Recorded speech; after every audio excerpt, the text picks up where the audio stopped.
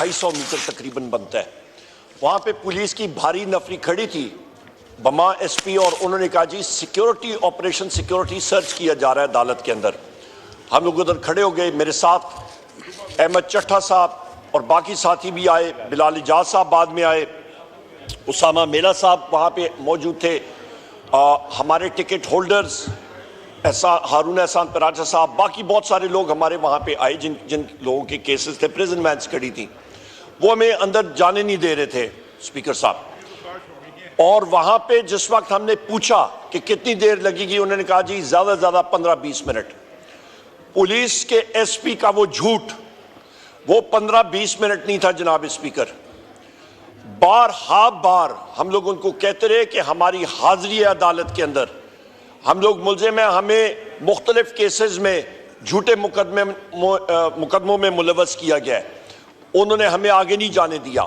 हमने वहाँ पे पुलिस के साथ उनको ये बात बावर कराई कि उन्होंने कहा जी, हमने उनको बावर कराया कि हम लोग स्टेट हैं, parliamentarians, leader of the opposition. आप आर्टिकल 7 देखें, मैं बार इस हाउस में पढ़ के मैंने सुनाया है जनाब स्पीकर। आर्टिकल 7 में आपका national assembly federal government, provincial assembly provincial government, आपके वो इदारे जो टैक्स नाफिज कर सकते हैं वो आपके रियासत है। आपकी आर्म्ड फोर्सेस, आपकी रेंजर्स, आपकी पुलिस, आपकी एजेंसीज, इंटेलिजेंस एजेंसीज वगैरह वगैरह, वो रियासत के टूल्स हैं, उनके औजार हैं। पंजाब पुलिस ने रियासत का हमारा रास्ता रोका, या ऑपोजिशन लीडर मैं हूं जनाब स्पीकर तो इस पार्लियामेंट का हूं, ये सारे पार्लियामेंट का हमारा मुश्तरका एक हक है। और पंजाब पुलिस जो टूल है उसे रियासत का रास्ता रोका, वो नहीं अलाउ कर रहे थे।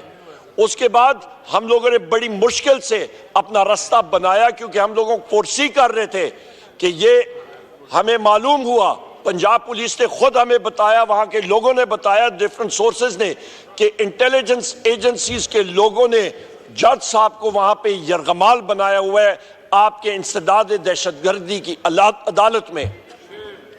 जनाब स्पीकर, ये सितम ज़रीफी आप देखें, ये हालात देखें। उसके बाद जिस वक्त हमने फोर्स किया और अदालत के गेट के सामने हम लोग खड़े हुए, गेट खटखटाया कि हम लोग हाजिर हैं, हमें अंदर जाने दिया जाए, उन्होंने कहा जी सिक्योरिटी ऑपरेशन हो रहा है। जनाब स्पीकर, ये हद हो गई है कि पाकिस्तान में और बिलखसूस अदालत तक हमें जाने की इजाजत नहीं दी जा रही थी। वहां पे मैंने उनसे पूछा, मैंने कहा आप किस किस्म का security operation, bomb sniffing dogs लाए हैं, ये किस किस्म के कुत्ते हैं जो कि अभी तक आपके 7 घंटों में उन्होंने यहाँ पे बॉम्ब जो है वो उनको नहीं मिला, या उनको आपको क्लियरेंस नहीं मिल रही। जनाब स्पीकर, यहाँ पे मैं ये कहता चलूं कि पाकिस्तान इस वक्त एक बनाना रिपब्लिक बन चुका है बदकिस्मती के साथ, जहां पे लोगों को अदालत के अंदर जाने की इजाजत नहीं दी जा रही और रूल ऑफ लॉ का कोई नाम ही नहीं है।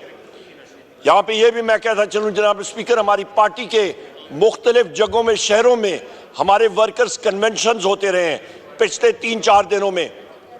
हाफिजाबाद में हुआ है, फैसलाबाद, आपका जनाब स्पीकर, आपका साहिवाल में, आपके मुख्तलिफ शहर, लाहौर में, हर जगह पे, ये मैं खुद हाफिजाबाद में मैं मौजूद था, मेरे जाने के फौरन बाद वहाँ पे पुलिस आई है और वहाँ पे शौकत भट्टी की यहाँ पे हमशीरा बैठी हैं, उनके घर में उन्होंने मुकम्मल पुलिस गर्दी की, तोड़फोड़ की, झूठे पर्चे दिए। इसी तरह साहिवाल में, इसी तरह लाहौर में, हमारे टिकट होल्डर को लाहौर में आज वो इन्फोर्स डिसअपीयर्ड पर्सन है।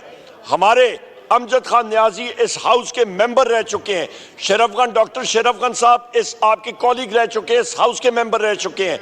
अमजद खान न्याजी के केसेस में आज वो बरी हो गए थे, मुकम्मल केसेस खत्म हो गए, पर आज उनको सरगोदा जेल से एक दूसरे केस में गिरफ्तार कर लिया गया। डॉक्टर यास्मीन राशिद साहिबा, जनाब आपकी आलिया हमजा साहिबा, सनम जावेद साहिबा, आपके मियां महमूद रशीद साहब, उनका अपेंडिक्स का इशू जनाब स्पीकर, वो जिस तरह बचे हैं उनको मेडिकल फैसिलिटी नहीं दी गई। चौधरी एजाज साहब, उमर चीमा साहब, हमारे हसन न्याजी साहब मिलिट्री कोर्ट में, 100 हमारे कैदी जो हैं आज मिलिट्री कोर्ट्स में। एक पर्चे में, दूसरे पर्चे में, सब के सब झूठे पर्चों में मुलवस किया जा रहा है। जनाब स्पीकर, यहां पे एक बात करता रहा हूं, यहां पे हमारे मियां अजहर साहब है, इस उम्र में बस गवर्नर रह चुके हैं, इनको पुलिस मोबाइल में 2 बार इनको अरेस्ट करके लेके गए थे। ये हालात है। वो मोहसिन नकवी कहां पे है?